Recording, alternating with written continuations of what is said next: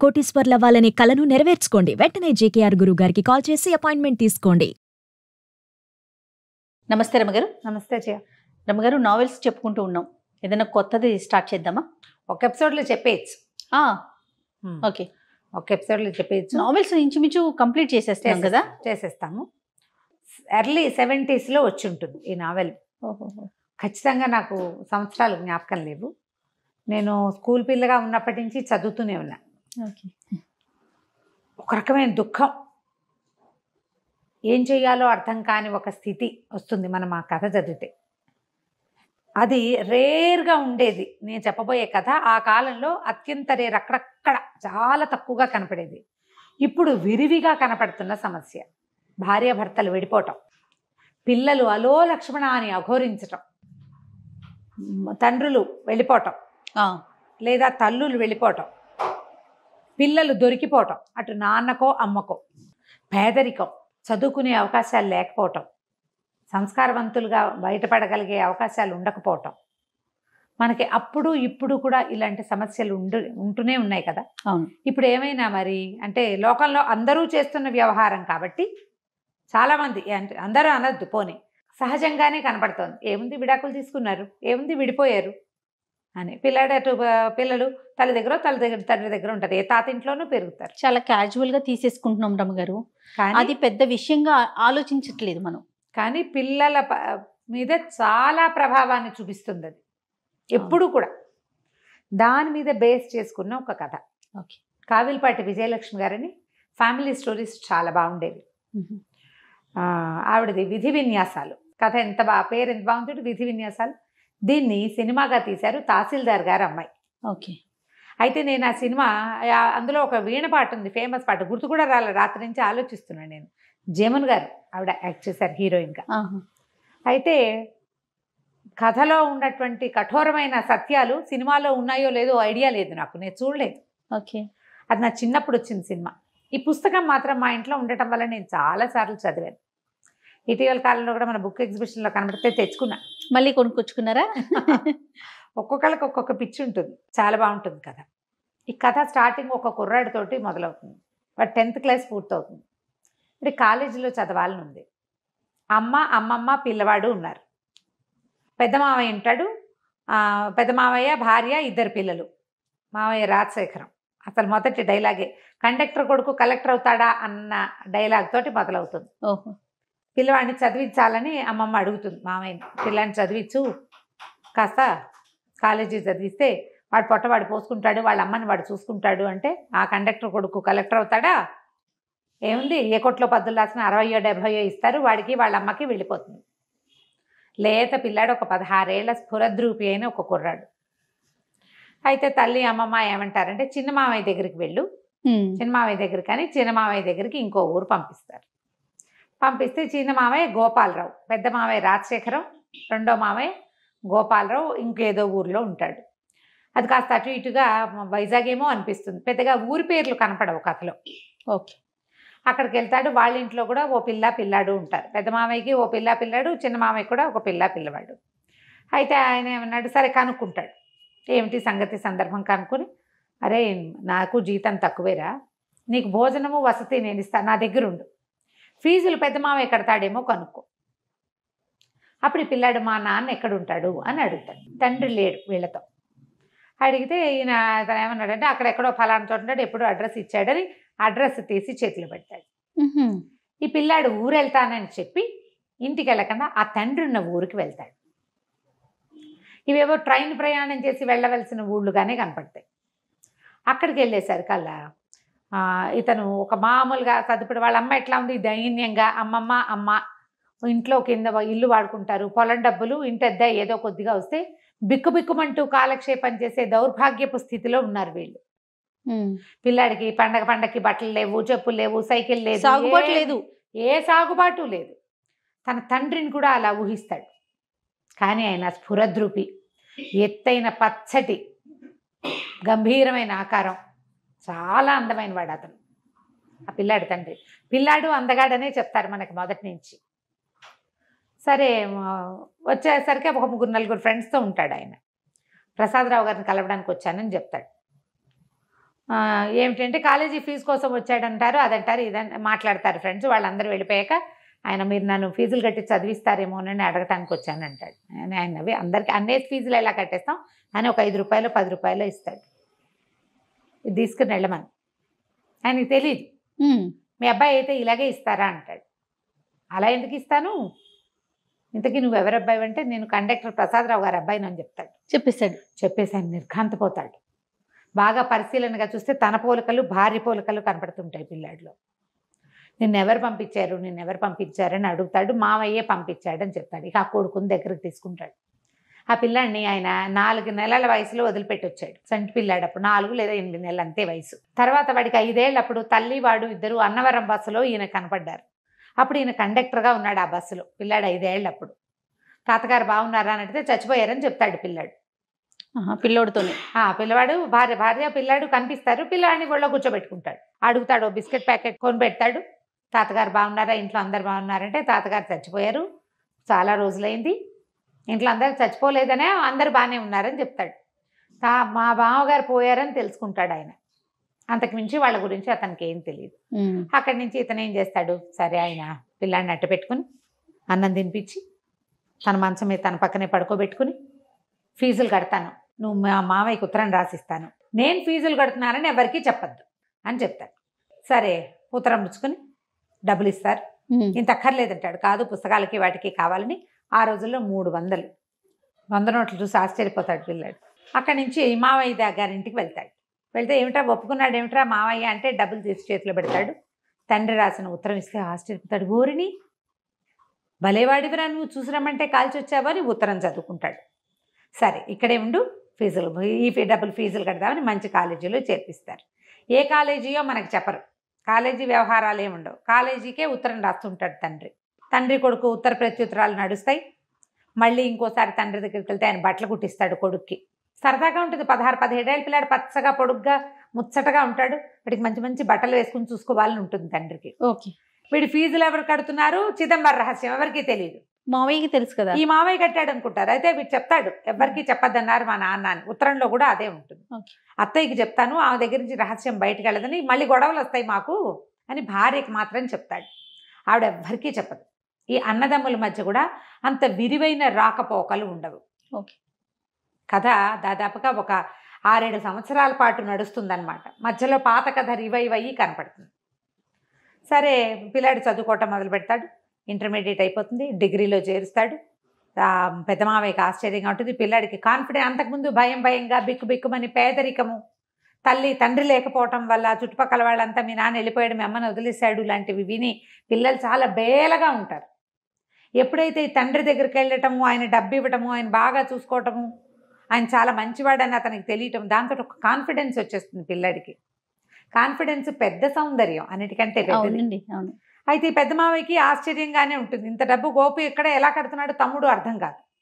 మెల్లిగా డెవలప్ అవుతాయి. వీళ్ళింట్లో ఓ పిల్లవాడు ఉన్నారు కదా, పద్మజ, గోపాలరావు కూతురు పేరు పద్మజ, పిల్లాడు ఒక సీను. రాజశేఖరానికేమో ఓ జయ, చంద్రం, 2 పిల్లలు. ఆ జయ చాలా అందంగా ఉంటుంది. ఈ పద్మజ కొంచెం సామాన్యంగా మేనత్త పోలికగా ఉంటుంది. దీనికి పూర్వగాథ ఏం చెప్తారంటే, తహసీల్దార్ గారు వెంకటరామయ్య గారు ఏదో ఆయన పేరు, ఆయనకి ఒక కూతురు 2 కొడుకులు. ఆ కూతురు పేరు మధుమతి. వాళ్ళ పక్కింట్లో ఒక ముసలి మామగారు ఒక కుర్రాడు అద్దెకుంటారు. పిల్లాడు ఏదో డిగ్రీ చదువుకున్నాడు, ఉద్యోగం వేయించమని తహసీల్దార్ గారిని అడుగుతుంది ఆవిడ. వీళ్ళింటికి కొంచెం రాకపోకలు ఉంటాయి. ఆ కుర్రాడు ఆ మధుమతి కొంత ప్రేమలో పడతారు. అబ్బాయి చాలా అందమైన వాడు. ఈ అమ్మాయి కూడా బాగుంటుంది, కానీ అతను ఎక్కువ అందగాడు. ప్రేమలో పడతారు. ఒక 2 సంవత్సరాలు గడిచేసరికి ఒక సంవత్సరం గడిచింది, ఉద్యోగం స్థిరపడింది అబ్బాయికి. పిల్లకి ఇతని మీద మనసు ఉందని తెలుసుకుని తండ్రి వాళ్ళిద్దరికీ పెళ్లి చేయాలనుకుంటారు. ఆ ముసలి మామగారు కాస్త చనిపోతుంది. చనిపోతే కుర్రాన్ని తెచ్చి తమ ఇంట్లోనే పెట్టుకుంటారు. చక్కగా పెళ్లి చేస్తారు. పెళ్లి చేసి తమ ఇంట్లోనే ఇల్లరికం ఉంచుకుంటారు. ఆ అబ్బాయి ఎంతసేపు బయటికి వెళ్ళిపోదా ఉంటాడు. ఆ అబ్బాయే ఈ ప్రసాదరావు, ఈ పిల్లవాడి తండ్రి. ఆ మధుమతి ఆ పిల్లాడ వాసు తల్లి. మన కుర్రాడి హీరో ఉన్నాడు కదా, వాసు అతని పేరు. అయితే వీళ్ళిద్దరూ కలిసి ఉంటారు. 5 సంవత్సరాలకు కానీ పిల్లలు కలగరు. 5 ఏళ్లకి ఈవిడ ప్రెగ్నెంట్ అయ్యింది. క్రమంగా ఏమైందంటే, ఆ రోజుల్లో ఏదో ఒక సంఘటన జరుగుతుంది.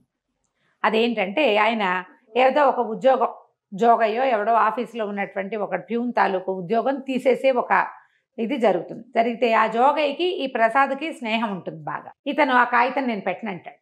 ఆయన తహసీల్దారు, ఇతను యూడీసీ, ఒక హెడ్ క్లార్కో ఏదో అవుతాడు ఇతను. ఆయన ఎంత బాగానో చూసుకుంటారు అల్లుడిని, మంచి మంచి బట్టలు కుట్టిస్తారు, ఎంత బాగుంది, ఓసారి ఎట్రా ఇట్రా అని బట్టలు చొక్కా సరిపోయింది లేదో చూస్తారు, పిల్లతో కలిసి సినిమాలకు తిప్పుతారు, నువ్వే మా ఇంటికి పెద్ద కొడుకు అంటారు.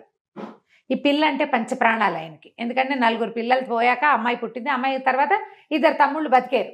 దాంతో అమ్మాయి లక్ష్మిగా భావిస్తారు ఆ మధుమతిని. దాంతో పిల్లని బయటికి పంపడం ఇష్టం ఉండదు. ఇబ్బాయి కూడా ఎవరు లేరు కదా, మా అవ్వగారు చనిపోయింది కదా, చచ్చిపోయిన ఆవిడకి ఇంకా ఎవరున్నారు, అతనికి ఎవ్వరు అన్నదమ్ములు లేరు, అక్క చెల్లెలు లేరు, అమ్మ నాన్న లేరు.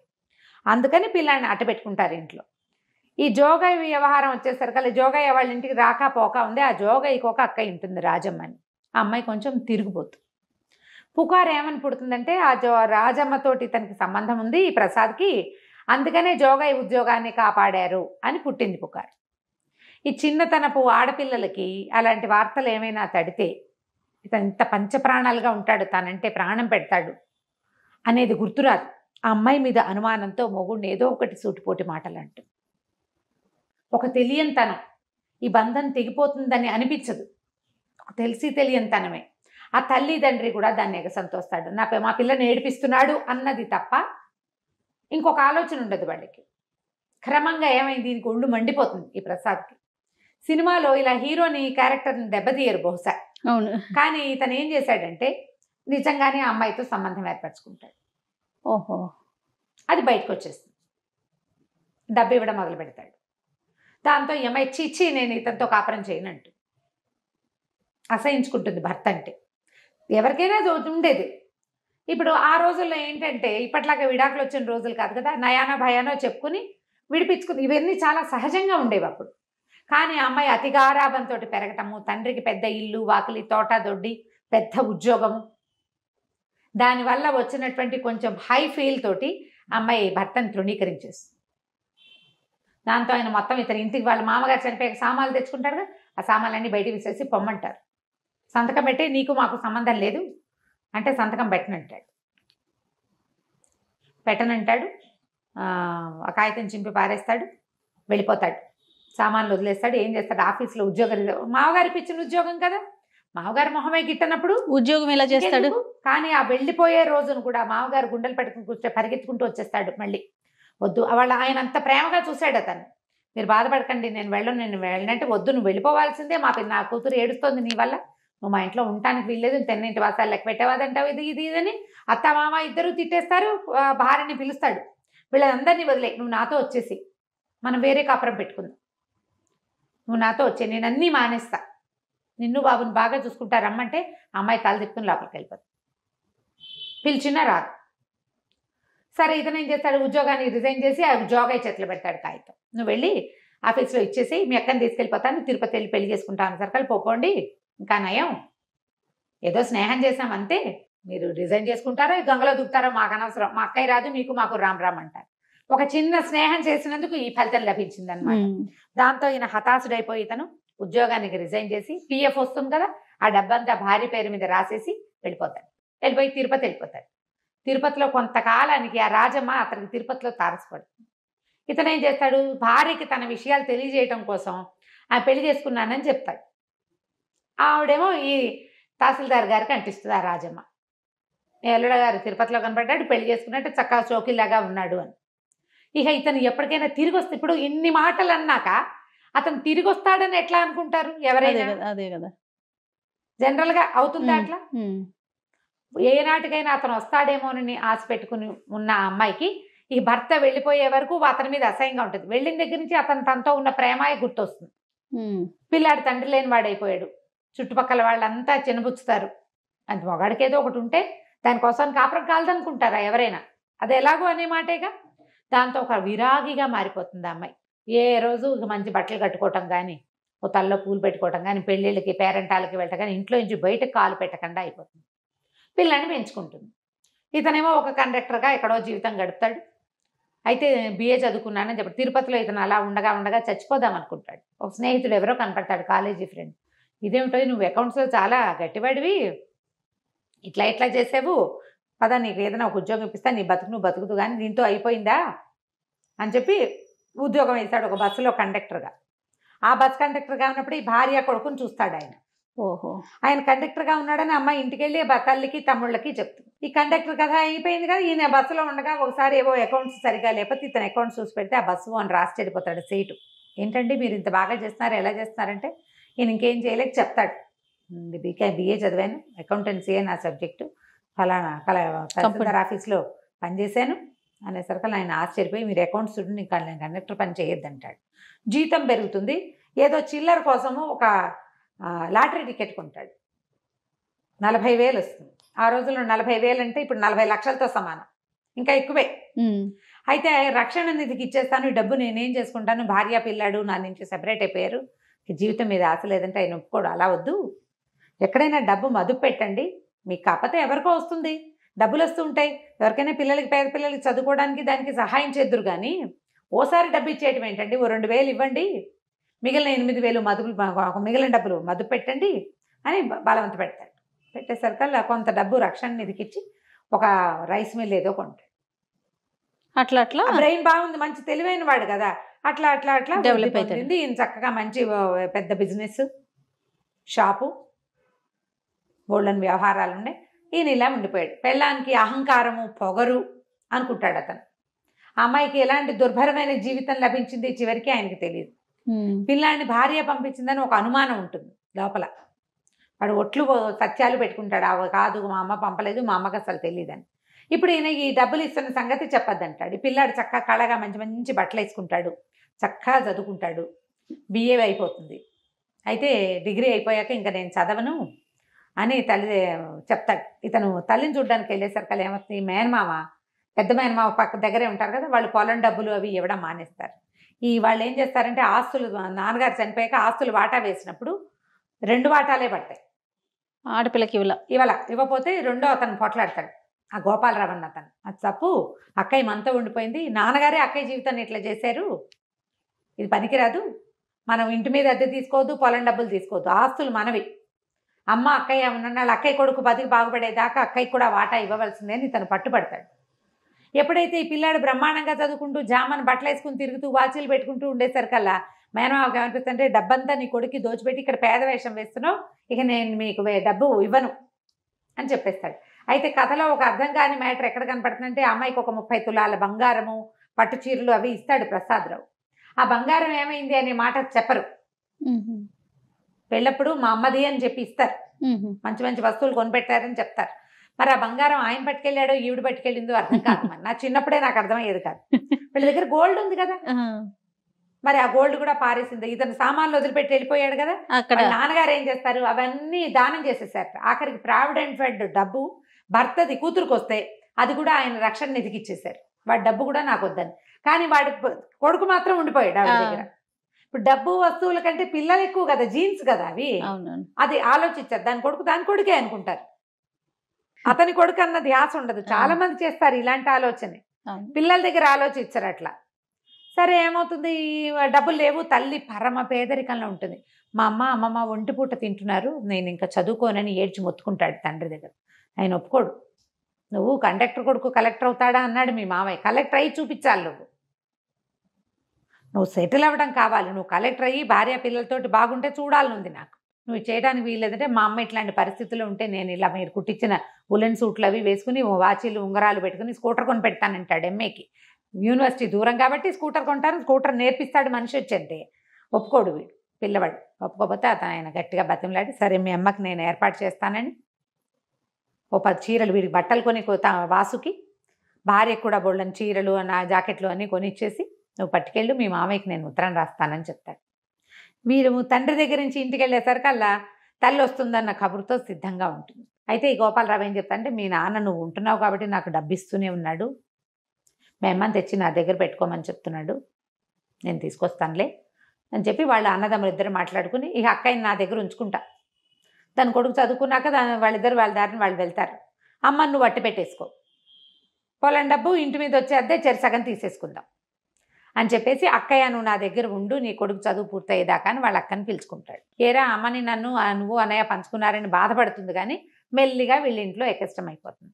ఈ కథలో ఒక అంతర్వాహినిగా మనకేం కనపడుతుందంటే ఈ గోపాలరావు కూతురు పద్మజ ఆ పిల్ల ఈ వాసుకి అట్రాక్ట్ అవుతూ ఉంటుంది. కానీ ఇతనికి అలాంటి భావాలు ఉండవు. వీరికి జయ చాలా అందంగా తనే అనిపిస్తుంది, కానీ అది అక్కడే ఉండదు. అమ్మాయి దానికి వేరే ఫ్రెండ్స్ ఉంటూ ఉంటారు.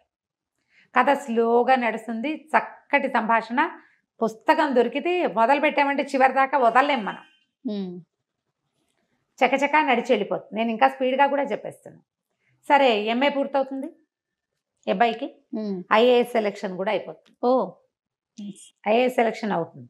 అయిన తర్వాత అప్పుడు పెళ్లి చేసుకోమంటాడు. తను పెళ్లి చేసుకోమంటే నేను పెళ్లి చేసుకోను, మా అమ్మ నాన్న కలిసి ఉండాలని నా కోరిక. అంటే పిచ్చ కింద నీకు, మా జీవితాలు ఎప్పుడో ముక్కలైపోయినాయి, మనసులు ముక్కలైపోయినాయి మావి, మేము కలవం అంటే కాదు, మా అమ్మ ఒప్పుకుంటే మీరు కలిసి ఉంటారా అంటాడు. ఆయన ముందు మీ అమ్మని అడుగు, అప్పుడు చూద్దామండి అనేసరికల్లా సరే ఈ సెలక్షన్స్ అవి ఇతను ట్రైనింగ్కి వెళ్ళే ముందు తల్లిని ఓ రోజు పిలిచి అడుగుతాడు, అమ్మా నాన్నగారు ఎక్కడున్నా ఒకవేళ ఆయన వచ్చి నేను తీసుకెళ్తానంటే ఆయనతో పాటు ఉంటావా నువ్వు అని. ఆవిడ నాకు అంత అదృష్టం ఉందా, నా తెలివి తక్కువతనం, మా తండ్రికి ఉన్న డబ్బు గల వాళ్ళ పిల్ల కాబట్టి ఆవిడ హాయిగా ఉందనుకుంటాడు ఆయన. కానీ తండ్రి చనిపోగానే, తండ్రి ఉద్యోగం పోగానే వాళ్ళకున్న ఆస్తి 3 ముక్కలు అయిపోదు. అంతేగా, పదవిలో ఉన్నప్పుడు పదవిలో లేనప్పుడు అసలు మనిషే లేనప్పుడు తేడా ఉండదు. అవును, అతనికి ఆ సంగతి ఆలోచనకి రాదు, తెలియదు అతనికి. డబ్బులున్న వాళ్ళ పిల్ల, ఆ పిల్లకి డబ్బు వల్ల అహంకారం అనుకుంటాడు. కానీ ఆ ఏజ్కి ఇట్లా పరస్త్రీలతో సంబంధం ఉంది భర్త కంటే, దాన్ని ఓర్చుకోలేరనే విషయం ఈయనకు అర్థం కాదు. ఒక చిన్న మేలిగో మొండితనం అతనికి. పెద్దింట్లో పుట్టడం వల్ల నేను అనే ఫీలింగ్ ఆవిడకి. ఇంతే, సరేనంటుంది. అనేసరికి సరే ఏమనుకుంటారు, ఈ పెళ్లి సంబంధాలు జయనిచ్చి చేస్తామని ఉత్తరం రాస్తారు. వీడికి ఐఏఎస్ సెలక్షన్ వచ్చింది కాబట్టి వాళ్ళని చేసుకోవటం ఏంటమ్మా, జయ ఎవరో జగపతి అని కుర్రాడితో తిరుగుతుంది అంటే, ఆ జగపతి ఎవరో దొరలు కొడుతూ పిల్లని తెచ్చుకున్నాడు, అది కాదు మావ నేను చేసుకోనని రాసేసేయమంటాడు. ఈ పద్మజకి ఎన్ని సంబంధాలో చూస్తారు, వచ్చిన ప్రతి సంబంధము తిరగొట్టేస్తుంది ఈ పిల్ల. అయితే చెప్తుంది, నేను బాధ్యతలు బరువుతోటి ఉన్నాను, నువ్వెందుకు చేసుకోలేదంటే, నాకేవో బాధ్యతలు బరువులు భయాలు ఉన్నాయి నాకంటాడు. ఈ అమ్మాయి చెప్తే బాధ్యతలు భయాలు పోయిన తర్వాత నేను ఎవరిని ప్రేమించానో వాడికి చెప్తానంటే వీడికి అర్థమవుతుంది ఈ అమ్మాయి తను ఏం చేస్తుంది అని. అలా ఇంటి ఉద్దేశాలు పెట్టుకోవద్దు, నేను నీ మీద కన్నేసి మీ ఇంట్లో చేరాను అనుకుంటారు, నేను ఎప్పుడూ నీతో తప్పుగా ప్రవర్తించలేదు, నాకు అలాంటి ఉద్దేశం కూడా లేదంటాడు. ఏడ్చుకుంటూ వెళ్ళిపోతుంది. ఆ పిల్ల మాత్రం తల్లిదండ్రికి చెప్పదు. వాళ్ళు ఏమనుకుంటారు, పోనీ వీడిని అడుగుదామా అనుకుని కూడా అక్కయ్య బయటపడలేదు నేను ఎందుకు అడగాలనుకుంటారు. ఎవరికి వాళ్ళకి మనసులో ఉంది కానీ ఊరుకుంటారు. ఈ మధుమతికి ఏమని ఉంటుంది, పిల్లాడిని ఇంత చదివించాడు తమ్ముడు, పిల్లనిచ్చే ఉద్దేశంతో చదివించి ఉంటాడు అనుకుంటుంది. కానీ ఆవిడకి లీలగా అనుమానం ఉంటుంది, ఎవరికైనా ఇల్లరికానికి కొడుకు ఒప్పుకున్నాడా, అందుకే వాళ్ళు డబ్బిస్తున్నారా, లేదా ఎవరికైనా దత్తత వస్తానని ఒప్పుకుంటే వాళ్ళు డబ్బిచ్చి చదివిస్తున్నారేమోనని. వాటికి ఒప్పుకోవద్దంటుంది. పక్కింట్లో ఉన్న తహసీల్దార్ గారికి ఒక లావుగా నల్లగా బొద్దుగా ఉన్న పిల్ల ఒకటి ఉంటుంది, వాళ్ళు ఉద్యోగం వేయిస్తామని మనవరాలను చేసుకోమంటారు. ఈ అమ్మాయి చెప్తుంది, తహసీల్దార్ గారు వీళ్ళ పక్కిల్లే, ఈ పక్కింట్లో అద్దెకుంటే కదా నా భర్తకు ఉద్యోగం వేయించి నేను ఇంట్లోకి తీసుకొచ్చుకున్నాను, నా పిల్లాడు ఇల్లరికం వెళ్ళకూడదు. ఈ ఉద్యోగస్తులు ఉద్యోగం వేయించగలిగే వాళ్ళు ఇంటి పిల్లని చేసుకుంటే వాళ్ళ నాన్న బతికే అవుతుంది వాడిది కూడా. ఈ పిల్లాడు ఇంచుమించుగా వాళ్ళ నాన్నకు మళ్ళీనే ఉంటాడు. నాకు గుర్తుండి శోభన్ బాబు గారు ఏమైనా డబల్ యాక్షన్ ఏమోనని అనుకుంటా, గుర్తులేదు నాకు, దానికోసం సెర్చ్ చేసే టైం కూడా లేదు. ఓకే, ఈ పూటే కదా అనుకున్నాం చెప్దామని. అయితే ఏమవుతుంది, సరే ఇతను ఉత్తరం రాస్తాడు, అమ్మ మీతో రావడానికి సిద్ధంగా ఉంది, మామయ్యకి ఉత్తరం రాయండి అని రాస్తే ఆయనేం అర్థం చేసుకుంటాడు, ఓహో చిన్న మామయ్య కూతురుని చేసుకోదలుచుకున్నాడని ఇతనికి ఉత్తరం రాస్తాడు. గోపాలం మీ అమ్మాయిని చేసుకోవడానికి మా వాడికి ఇష్టమే, మీ పిల్లనిచ్చి మా వాడికి పెళ్లి చేసేయాలి. వాళ్ళు ఏం చేస్తారు, వాసుకి ఓకేటా వాళ్ళ నాన్నతో ఉత్తరం రాయించాడు అని అనుకుని, అక్కయ్య మా అమ్మాయిని చేసుకోవే అని అడుగుతాడు. అదేరా మరి సంబంధాలు చూస్తుంటే, అవును నువ్వు తేల్తామని చూశాను, నువ్వు తేలలేదు, అతనికి ఏంటంటే బాగా డబ్బిస్తున్నాడు అనే విషయం అక్కయ్యకి చెప్పకూడదు. ఓకే, నువ్వు తేలలేదు, అక్కడికి వెళ్ళి ఉత్తరం రాశాడు వాడు అని చెప్తాడు. చెప్పేసరికి ఆవిడ సంతోషిస్తుంది. మేనకోడలు అంటే చాలా ఇష్టం, పిల్ల బుద్ధిమంతురాలు, కానీ అందంగా ఉంది అని చూపించారు, గుండ్రటి మెరిసే కళ్ళు అని మాత్రం చెప్తారు అంతే. ఆ పెద్ద పిల్ల జయ అందంగా ఉందని చెప్తారు కథలో. సరే వీళ్ళు ఏం చేస్తారు, చక్కగానే శుభలేఖలు వేయించేస్తారు, శుభలేఖలు ఒక కట్ట పంపిస్తారు.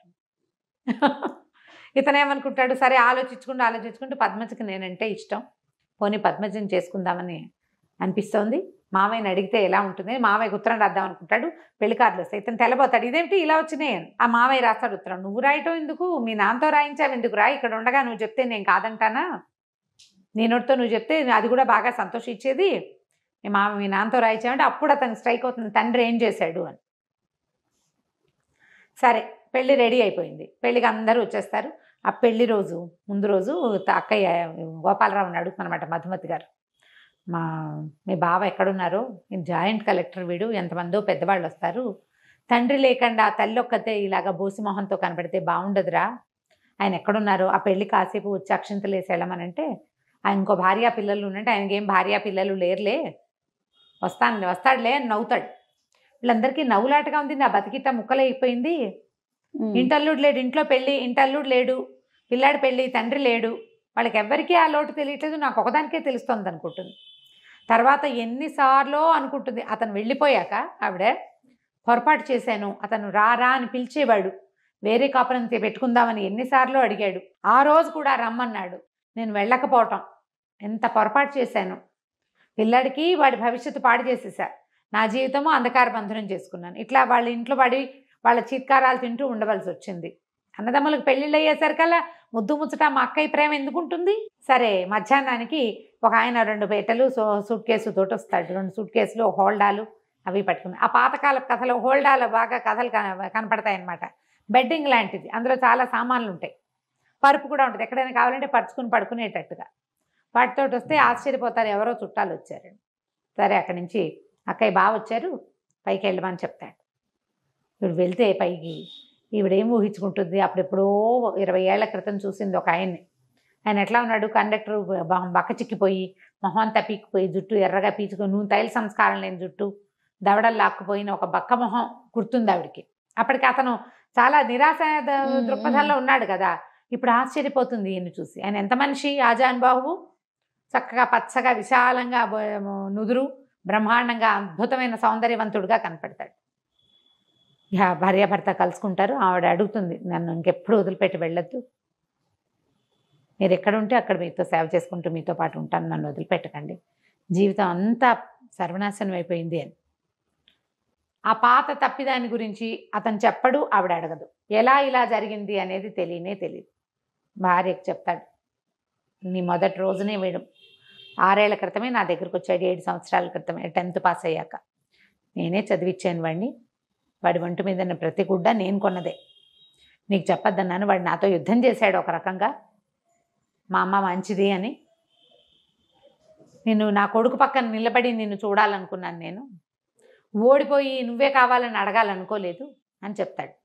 సరే పెళ్ళైపోతుంది, పెళ్ళయ్యాక తల్లిదండ్రిని పిలుస్తాడు, అవన్నీ పండగలు గిండగలన్నీ వ్యవహారాలు అయిపోయాక మనందరం కలిసి వెళ్దామంటే, వద్దు మీ దారిని మీరు వెళ్ళండి అని చెప్తాడు తండ్రి. తల్లి అంటుంది, ఉన్న నాళ్ళు ఒంటరిగా ఉన్నాను, ఆయన వదిలిపెట్టి రాను అని చెప్తుంది. కొడుకు అవసరం తండ్రికి లేదు, తల్లికి లేదు, వాళ్ళిద్దరూ ఒకరితో ఒకళ్ళు ఉండాలనుకుంటారు. అప్రతిభుడైపోయాడు బాసు అని రాస్తారు చివరికి.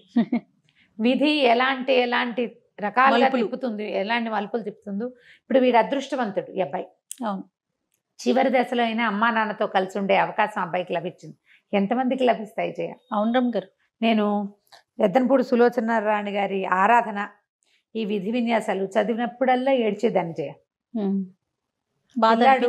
భలే బాధగా ఉంటుంది అసలు. కుర్రాన్ని వాడు బేలగా ఏం చేయాలో తెలియక నిస్సహాయమైన స్థితి వాడిది. వాడికి చదువుకోవాలి, పెద్ద చదువు చదవాలని కోరిక, అవకాశం లేదు. సంపాదన పరుడైన తండ్రి ఉండి, సమర్థుడైన వాడు ఉండి, ఇలా దిక్కుమాలినట్టు మేనమావల పంచన బతకటం ఎంత కష్టం కదా. మరి ఎంత బాగా రాస్తారంటే ఎక్కడ ఎగ్జాజరేషనే ఉండదు. హ్యూమన్ రిలేషన్స్ చాలా సహజమైనవిగా మన చుట్టుపక్కల ఇళ్లల్లో జరిగే లాంటి దాన్ని క్లియర్ పిక్చర్ ఇస్తారు.